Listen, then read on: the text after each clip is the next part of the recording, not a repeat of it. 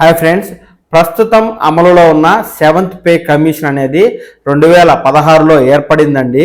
దీని యొక్క కాలపరిమితి జనవరి 2026 నాటికి 10 సంవత్సరాలు పూర్తి చేసుకుని ముగుస్తుంది. ఈ నేపథ్యంలో 8వ వేతన సంఘం అంటే 8th పే కమిషన్ ఎప్పుడు ఏర్పాటవుతుంది, దాని యొక్క సిఫార్సులను ఎప్పటి నుంచి ప్రారంభిస్తారు అనేదైతే సర్వత్రా ఇటు ప్రభుత్వ ఉద్యోగుల్లోనూ పెన్షనర్లలోనూ నెలకొని ఉందండి.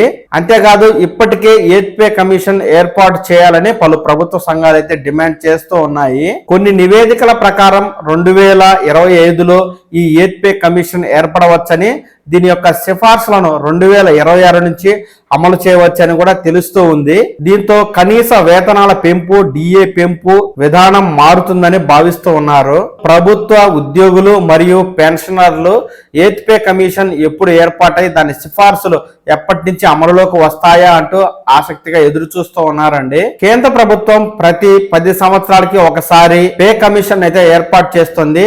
మనకు 2016లో 7th పే కమిషన్ ఏర్పాటు చేయగా 2026తో అయితే దాని కాలపరిమితి ముగుస్తుంది. అలాగే 2026 జనవరి నెల నుంచి మనకు 8th పే కమిషన్ అయితే అమలులోకి రావాల్సి ఉంది.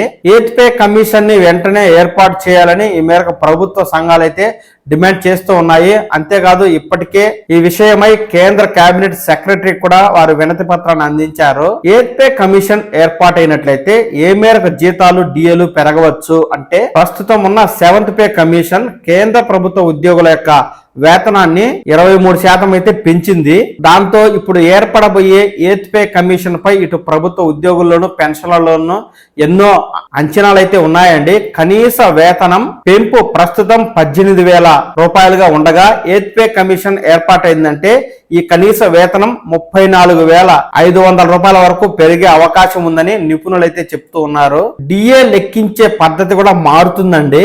8th పే కమిషన్ ఏర్పాటైందంటే ఇటు ఉద్యోగులకు ఇచ్చే గ్రాడ్యుటీ మొత్తాన్ని, అలాగే పెన్షన్లకు ఇచ్చే గ్రాడ్యుటీని లెక్కించే ఫార్ములా మారే అవకాశం ఉంది. ప్రస్తుతం డిఏ, టిఆర్లను 7th పే కమిషన్ ఇచ్చిన ఫార్ములా ప్రకారం అయితే లెక్కిస్తారు. డిఏ లెక్కింపు సూత్రంలో ఉపయోగించే ద్రవ్యోల్బణం, ఆహార ద్రవ్యోల్బణాన్ని కూడా కలిగి ఉంటుంది. ఈ 8th పే కమిషన్ ఏర్పాటైందంటే అందులో ఆహార ద్రవ్యోల్బణంతో ముడిపెట్టరాదు అని బడ్జెట్ సందర్భంగా విడుదల చేసిన ఆర్థిక నివేదిక అయితే సూచించింది. దీంతో 8th పే కమిషన్ ఏర్పాటైందంటే డిఏ, టిఆర్ఏల లెక్కించే ఫార్ములా విధానం అయితే పూర్తిగా మారిపోయే అవకాశం ఉంది.